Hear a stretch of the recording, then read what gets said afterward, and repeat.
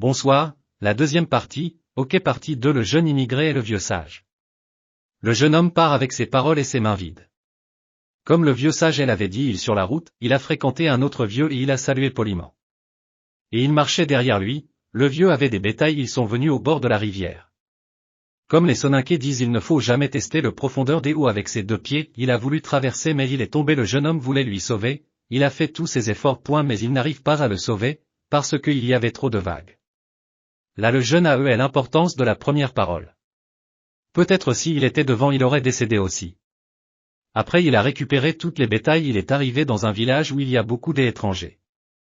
Il a passé la nuit là-bas mais il a pensé la parole du vieux sage. Il n'a pas dormi toute la nuit, il a dormi la moitié, et il se promenait. Il a vu les gens qui sont en train de cambrioler. Et tuer les gens du village. Le lendemain matin le chef de village a convoqué tout le monde, et les étrangers.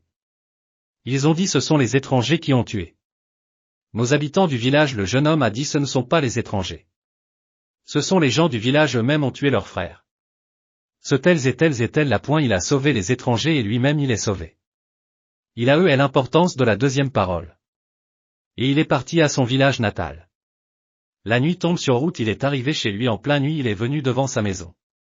Il a vu sa cage, sa femme dort et à côté un homme, il a voulu couper la tête. Mais il a pensé la troisième parole du vieux sage, le jour quand tu seras en colère ne réagis pas sur place. Il a attendu jusqu'au lendemain le matin, sa femme se réveillait, elle a vu son mari, elle est très contente et elle lui dit celui-là c'est ton fils.